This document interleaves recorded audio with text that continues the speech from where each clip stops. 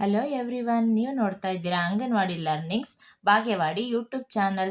Teachers, ಇವತ್ತು ನಾನು ನಿಮಗೆ ಪೋಷನ್ ಟ್ರ್ಯಾಕರಲ್ಲಿ 6 to 3 ಮಗು ಅವ್ರ ತಾಯಿ ಮರಣ ಹೊಂದಿದ್ದಾರೆ ಈ ತಿಂಗಳು. ಆ ತಾಯಿನ ತೆಗೆದು ಬೇರೆ ಒಂದು ಅವ್ರ ತಂದೆ ಆಗಿರ್ಬೋದು, ಅವ್ರ ಮನೆಯಲ್ಲಿ ಇನ್ನ ಬೇರೆ ಅವ್ರ ಆಂಟಿ ಅಂಕಲ್ ಚಿಕ್ಕಪ್ಪ ಚಿಕ್ಕಮ್ಮ ಯಾರೇ ಆಗಿರ್ಬೋದು, ಅವ್ರನ್ನ ಯಾವ ರೀತಿ FRS ಮಾಡೋದಂತ ನಾನು ನಿಮ್ಗೆ ಇವತ್ತು ತೋರಿಸ್ತೀನಿ. ಈ ಮಗುವಿನ ತಾಯಿ ಮರಣ ಹೊಂದಿರೋ ಕಾರಣ ಇದು ಮರಣ ಹೊಂದಿದ್ದಾರೆ, ನಾವು ಚೇಂಜ್ ಮಾಡ್ತಿದ್ದೀವಿ. ಓಕೆ, ಇನ್ನು ಕೆಲವೊಂದು ನಾವು FRS ಮಾಡಬೇಕಾದ್ರೆ ಅವ್ರ ಫೇಸ್ ಅಸಲು ತಗೊಂತಾನೆ ಇರಲ್ಲ, FRSಗೆ ಫೇಸ್ ಕ್ಯಾಪ್ಚರ್ ಆಗ್ತಾನೆ ಇರಲ್ಲ. ಅಂತ ಒಂದು ಫಲಾನುಭವಿದ್ ಕೂಡ ಯಾವ ರೀತಿಯಾಗಿ ಚೇಂಜ್ ಮಾಡೋದಂತ ಇವತ್ತು ನಾನು ನಿಮಗೆ ತೋರಿಸ್ತೀನಿ ಟೀಚರ್ಸ್. ಈಗ ಹೋಗೋಣ. ಈಗ 6 to 3 ನಲ್ಲಿ ನಾನೀಗ ಡೈಲಿ ಟ್ರ್ಯಾಕಿಂಗಿಗೆ ಹೋಗ್ತೀನಿ, ನಿಮಗೆ ತೋರಿಸ್ತೀನಿ. ಆ ಮಗುದು FRS ಆಗಿಲ್ಲ, ಅವ್ರ ತಾಯಿ ಮರಣ ಹೊಂದಿದ್ದಾರೆ, ಅದು FRS ಆಗಿಲ್ಲ. ನಿಮಗೆ ನಾನು ಸ್ಕ್ರೀನ್ ಮೇಲೆ ತೋರಿಸ್ತೀನಿ ನೋಡಿ. ಆನ್ ಆಗ್ತಾ ಇದೆ, ಸ್ಕ್ರೀನ್ ಓಪನ್ ಆಗುತ್ತೆ. ಇಲ್ಲಿ ನೋಡಿ ಸುಜಾತ ಅನ್ನೋದು ಬಾಬು ಸುಜಾತ, ಹಿಂಗೆ ನೀಲಿ ಕಲರಲ್ಲೇ ಇದೆ THR. ಇದು ಬ್ಲರ್ ಆಗಿ ವೈಟ್ ಕಲರಲ್ಲಿ ಬರಬೇಕು, ಅಂದರೆ ನಮಗೆ THR ಆದಂಗೆ. ಬಾಬು ಸುಜಾತ್ ಅಂದು THR ಆಗ್ತಾನೆ ಇಲ್ಲ. ಈಗ ನಾನು ಸುಜಾತನ ಬದಲಾಗಿ ಈಗ ಬೇರೆ ಅವ್ರ ತಂದೆನ ಯಾವ ರೀತಿಯಾಗಿ ನಾಮಿನಿ ಮಾಡಿಕೊಂಡು ಆ ಮಗುನ ಆ್ಯಡ್ ಮಾಡ್ಕೊಳೋದು ಅಂತ ಇವತ್ತು ನಾನು ನಿಮಗೆ ತೋರಿಸ್ತೀನಿ. ಬ್ಯಾಕ್ ಹೋಗೋಣ, ನಾವು ಮತ್ತೆ ಬೆನಿಫಿಷರಿಗೆ ಹೋಗೋಣ. ಬೆನಿಫಿಷರಿಗೆ ಹೋಗಿ 6 to 3 ಓಪನ್ ಮಾಡೋಣ. ಇಲ್ಲಿ ಈಗ ಆ ಮಗುವಿನ ನ್ಯೂ ರಿಜಿಸ್ಟ್ರೇಷನ್ ಮಾಡ್ಕೊಳ್ಳೋಣ. ಫಸ್ಟ್ ನಾವು ನ್ಯೂ ರಿಜಿಸ್ಟ್ರೇಷನ್ ಮಾಡ್ಕೊಳ್ಳೋಣ. ಓಕೆ, ನಾನೀಗ ಸ್ಟೆಪ್ ಬೈ ಸ್ಟೆಪ್ ತೋರಿಸ್ತೀನಿ. ಅಂಡರ್ಸ್ಟುಡ್ ಅಂತ ಕೊಡೋಣ.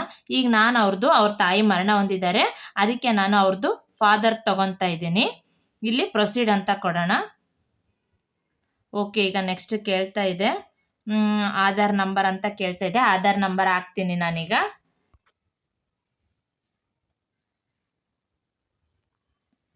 ನಂಬರ್ ಎಂಟ್ರಿ ಮಾಡ್ತಾ ಇದ್ದೀನಿ. ಅವ್ರದ್ದು ಮೊಬೈಲ್ ನಂಬರ್ ಕೇಳ್ತಾ ಇದೆ.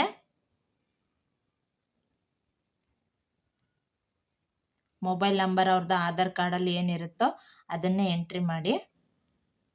ಪ್ರೊಸೀಡ್ ಕೊಟ್ಟಿದ್ದೀನಿ, ಪ್ಲೀಸ್ ವೇಟ್ ಅಂತ ಇದೆ. ರಿಕ್ವೆಸ್ಟ್ OTP ಕೇಳ್ತಾ ಇದೆ.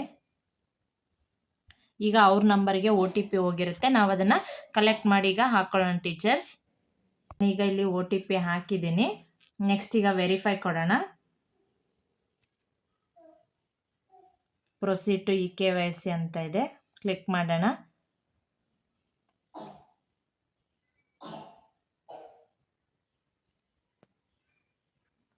ಆಯಿತು. ಎಂಟರ್ ಆಧಾರ್ ನಂಬರ್ ಅಂತ ಇದೆ, ಅವ್ರದ್ದು ಆಧಾರ್ ನಂಬರ್ನ ಇಲ್ಲಿ ಫಿಲ್ ಮಾಡೋಣ.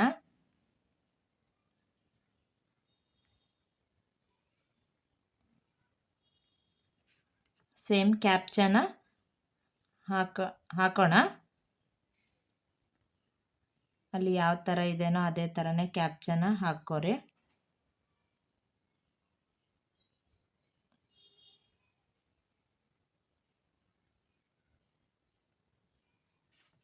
ಓಕೆ, ಈಗ ನೆಕ್ಸ್ಟ್ ಅಂತ ಕೊಡೋಣ. ಹೋಯ್ತು. ಈಗ ಇನ್ನೊಂದು 6 ನಂಬರ್ OTP ಹೋಗಿರುತ್ತೆ. ಈಗ ಅದನ್ನು ನಾವು ಕಲೆಕ್ಟ್ ಮಾಡಿಬಿಟ್ಟು ಹಾಕೋಣ ಇಲ್ಲಿ. ಓಕೆ, ಈಗ ನಾನು 6 ನಂಬರ್ OTPನ ಹಾಕಿದ್ದೀನಿ. ಕಂಟಿನ್ಯೂ ಅಂತ ಕೊಡೋಣ. ಓಕೆ, eKYC ಕಂಪ್ಲೀಟೆಡ್ ಸಕ್ಸಸ್ಫುಲಿ ಅಂತ ಆಯಿತು. ಇಲ್ಲಿ ಪ್ರೊಸೀಡ್ ಟು ಫೇಸ್ ಕ್ಯಾಪ್ಚರ್ ಅಂತ ಇದೆ, ಅವ್ರ ಫೇಸ್ನ ಕ್ಯಾಪ್ಚರ್ ಮಾಡಬೇಕೀಗ. ಈಗ ನಾವು ಯಾರ್ದು, ಈಗ ಅವ್ರ ಅಪ್ಪ ನಾವು ಅಂಜಿನಿದು ತೊಗೊಂಡಿದ್ವಿ, ಈಗ ಅಂಜಿನಿದು ಫೇಸ್ ಕ್ಯಾಪ್ಚರ್ ಕೇಳ್ತಾ ಇದೆ. ಈಗ ಫೇಸ್ ಕ್ಯಾಪ್ಚರ್ ಮಾಡ್ತೀನಿ ನಾನು. ಇಲ್ಲಿ ಕ್ಯಾಪ್ಚರ್ ಫೋಟೋ ಅಂತ ಇದೆ, ಅದನ್ನು ಕ್ಲಿಕ್ ಮಾಡೋಣ. ಇಲ್ಲಿ ಅಕ್ಸೆಪ್ಟ್ ಅಂತ ಕೊಡಿ. ಈಗ ಓಪನ್ ಆಯಿತು. ನಾನು ಫೇಸ್ ಕ್ಯಾಪ್ಚರ್ ಮಾಡ್ತೀನಿ. ನಾನಿಲ್ಲಿ ಫೇಸ್ ಕ್ಯಾಪ್ಚರ್ ಮಾಡಿದೆ. ಈಗ ಒಂದು ವೆರಿಫೈ ಫೋಟೋ ಅಂತ ಕೊಡೋಣ. ವೆರಿಫೈ ಆಗ್ತಾ ಇದೆ. ಈ ಟೈಮಲ್ಲಿ ನಾವು ಏನು ಪ್ರೆಸ್ ಮಾಡೋದು ಬೇಡ. ಓಕೆ, ಫೇಸ್ ವೆರಿಫಿಕೇಷನ್ ಸಕ್ಸಸ್ಫುಲಿ ಅಂತ ಬಂತು. ಕಂಟಿನ್ಯೂ ರಿಜಿಸ್ಟ್ರೇಷನ್ ಅಂತ ಇದೆ, ರಿಜಿಸ್ಟ್ರೇಷನ್ ಕಂಟಿನ್ಯೂ ಮಾಡೋಣ.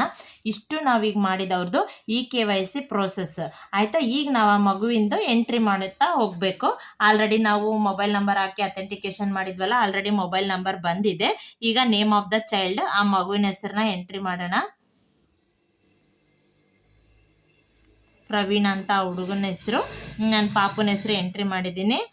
ಇಲ್ಲಿ ನೇಮ್ ಇನ್ ಯುವರ್ ಲ್ಯಾಂಗ್ವೇಜ್ ಅಂತಿದೆ, ಇಲ್ಲಿ ಕೂಡ ನೀವು ಆ ಮಗುವಿನ ಹೆಸರನ್ನ ಎಂಟ್ರಿ ಮಾಡಿ. ಈಗ ಡೇಟ್ ಆಫ್ ಬರ್ತ್, ಪಾಪುದು ಡೇಟ್ ಆಫ್ ಬರ್ತ್ ಏನಿದೆನೋ ಆ ಡೇಟ್ ಆಫ್ ಬರ್ತ್ನ ಎಂಟ್ರಿ ಮಾಡಬೇಕು. ಇಸ್ವಿ ನೋಡ್ಕೊಳ್ಳೋಣ. ನೆಕ್ಸ್ಟ್ ಮಂತ್, ಯಾವ ಮಂತ್ ಇದೆ ಪಾಪುದು ಆ ಮಂತು. ನೆಕ್ಸ್ಟ್ ಡೇಟ್ ನಂದು ಕರೆಕ್ಟ್ ಇದೆ, ಇಸ್ವಿ 25 2025 ಜುಲೈ.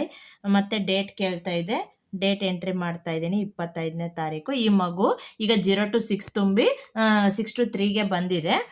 ಅದಕ್ಕೆ ಈಗ ಅವ್ರ ತಾಯಿ ಡೆತ್ ಆಗಿದ್ದಾರೆ. ಮುಂದಿನ ತಿಂಗಳು ನಾನೀಗ ಅದನ್ನು FRS ಮಾಡೋಕ್ಕೆ ಬರಲ್ಲ, THR ಕೊಡೋಕ್ಕೂ ಬರಲ್ಲ. ಅದಕ್ಕೆ ನಾನೀಗ ಅವ್ರ ತಾಯಿ ಬದಲಾಗಿ ಅವ್ರ ತಂದೆದನ್ನು ಹಾಕ್ಬಿಟ್ಟು ಮಾಡ್ತಾ ಇದ್ದೀನಿ.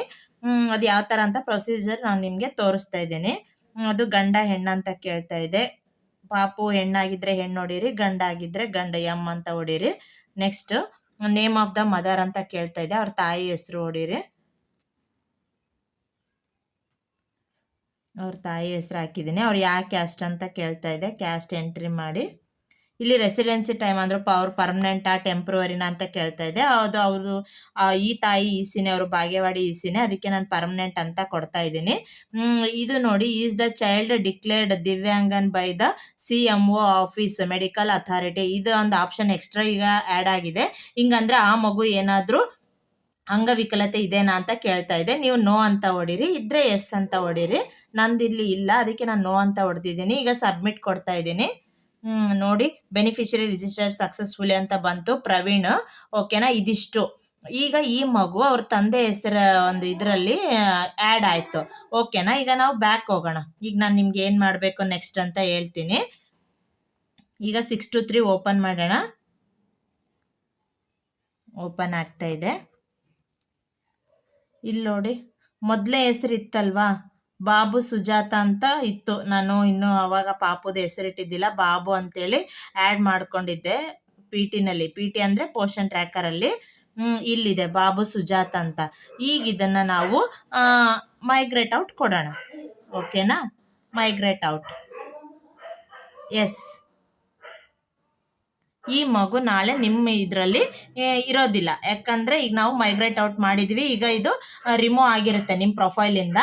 ನೆಕ್ಸ್ಟ್ ನಾಳೆಗೆ ನೀವು ಇವತ್ತು ಮಾಡಿರ್ತೀರಲ್ಲ, ಅವ್ರ ತಂದೆದು ಆಧಾರ್ ನಂಬರ್ ಹಾಕಿ ಮಾಡಿದ್ದೀರಲ್ಲ, ಅದು ನಾಳೆಗೆ ಅವ್ರ ತಂದೆದು ಈ ಸ್ಕ್ರೀನ್ ಮೇಲೆ, ನಿಮ್ಮ PT ಸ್ಕ್ರೀನ್ ಮೇಲೆ ಬರುತ್ತೆ. ಆವಾಗ ನೀವು ಅದನ್ನು ತಂದೆದನ್ನು ನೀವು ಮುಂದಿನ ತಿಂಗಳಾಗಲಿ FRS ಮಾಡ್ಕೋಬೋದು. ಒಂದು ವೇಳೆ ಈ ತಿಂಗಳೇ ತೋರಿಸಿದ್ರೆ ಬ್ಲೂ ಕಲರಲ್ಲಿ ನೀವು FRS ಮಾಡ್ಕೋಬೋದು. ಓಕೆನಾ, ಇದು ಅಂದರೆ ತಾಯಿ ಮರಣನೇ ಅಂತಲ್ಲ, ಬೇರೆ ಈಗ ಒಂದು ತಾಯಿದು FRS ಆಗ್ತಾನೆ ಇರಲ್ಲ, ಅವ್ರದ್ದೇನೋ ಆಧಾರ್ ಕಾರ್ಡ್ ಇಶ್ಯೂ ಇರುತ್ತೆ. ಸೊ ಆ ಸಮಯದಲ್ಲಿ ಕೂಡ ನಾವು ಈ ಮೆಥಡ್ನ ಉಪಯೋಗಿಸ್ಕೋಬೋದು. ಈ ಥರ ಉಪಯೋಗಿಸ್ಕೊಂಡು ನಾವು FRSನ ಈಸಿ ಮಾಡ್ಕೋಬೋದು. ಓಕೆನಾ, ಓಕೆ. ಈ ಸ್ಮಾಲ್ ವಿಡಿಯೋ ನಿಮಗೆ ಅರ್ಥ ಆಯಿತು ಅಂತ ಅನ್ಕೊತೀನಿ ಟೀಚರ್ಸ್. ಏನೇ ಅರ್ಥ ಆಗಿಲ್ಲ ಅಂದರೆ ಕಮೆಂಟ್ ಬಾಕ್ಸಲ್ಲಿ ತಿಳಿಸಿ. ಓಕೆನಾ, ಬಾಯ್.